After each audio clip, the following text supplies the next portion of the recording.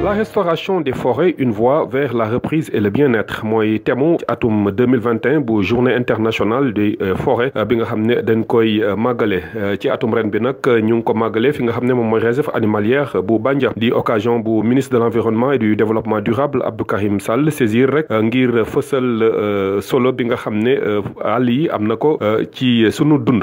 xam ngeen ni en 2012 l'Assemblée générale des Nations Unies dafa jël la journée du 21 mars tuddee ko journée mondiale des forêts. tey jii ñu choisir bërëb bi nga xam ne dafay joxe exemple en termes lu ñuy tuddee reboisement naturel assisté, la régénération naturelle assistée maanaam su fekkente ne jël nañu benn bërëb. ñu clôturer ko gis nañ ni gàncax gi dafay saxaat de manière naturelle. Sénégal am na lu toll ni 19 millions d'hectares de forêt 19 millions d'hectares de forêt yooyu ñu ngi ñuy jural ci wàllu disponibilité oxygène mooy li ñu noyee mu ngi ñuy jural ci wàllu fruits yi nga xam ne dañ koy jëlee ci àll bi. mu ngi ñuy jural ndox bi nga xam ne aussi ci àll bi lay bàyyeekoo mais mu ngi fexe ba retenir li nga xam ne moom mooy carbone bi mooy le CO2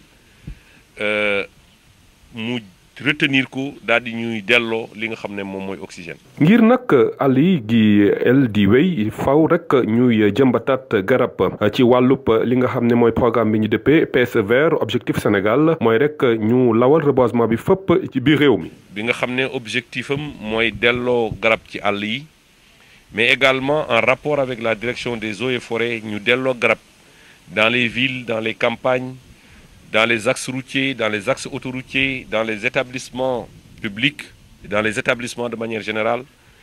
Donc loolu nekk lu am solo xam ngeen ni Grande Muraille initiative bi nga xam ne initiative continentale la mu am nag benn pàcc boo xam ne dafa concerner Sénégal li concerner Sénégal mooy la région de Louga foofu la jaar dem région de Matam jaar foofu dem région de gannaaw étape bu réserve animalière bu Bandia ministre de l'environnement et du développement durable dem na fi nga xam ne moom mooy ferme Ortica bi nekk fii ci Sindia bi mu fa yeggee nag Abdou Karim Sall jot na nemmeeku couveuse bi nga xam ne Israël moo ko may Sénégal ngir rek ñu mun clore fukki ay cuuc ak juróom-ñett ci xeet bi ñu dëppee autruche à cou rouge boobu sax kuréel bi di Union internationale pour la conservation de la nature moom da ko bind ci liste rouge espèces menacées sous le thème la restauration des forêts, une voie vers la reprise et le bien-être. La journée internationale des forêts a été célébrée cette année à la réserve animalière de Bandia. Le ministre de l'Environnement et du Développement durable, Abdou Karim Sall, en a profité pour souligner l'importance des forêts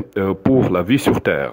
Vous savez, en 2012, l'Assemblée générale des Nations unies avait proclamé le 21 mars journée mondiale des forêts.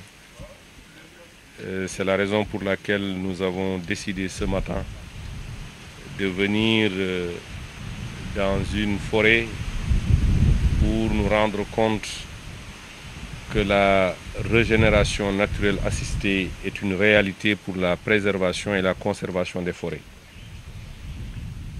Les forêts joue un rôle extrêmement important pour nous, êtres humains, et pour les animaux. Vous savez, le Sénégal dispose d'à peu près 19 millions d'hectares de forêts. Dans les forêts, nous tirons l'oxygène.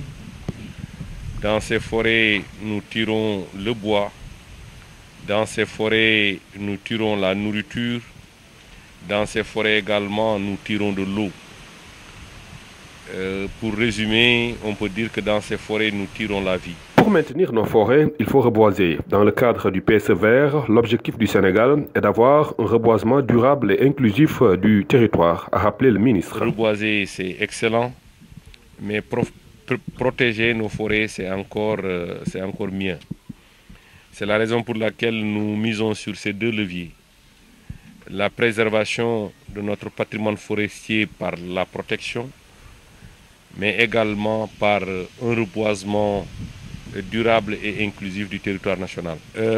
La version nationale de cette grande muraille verte est localisée dans la région de Louga, en passant par la région de Matam, pour se terminer dans la région de Tambacounda, dans la partie département de Bakel. Outre l'étape de la réserve animalière de Bandia, le ministre de l'Environnement et du Développement durable s'est rendu à la ferme de Ortika, sise à Sindia. Sur place, Abdou Karim Sall a pu visiter la couveuse qui va servir à éclore 18 poussins d'autruche à cou rouge, dont les œufs ont été offerts à l'État du Sénégal par Israël. L'autruche à cou rouge figure sur la liste des espèces menacées dressée par l'Union internationale pour la conservation de la nature, UICN.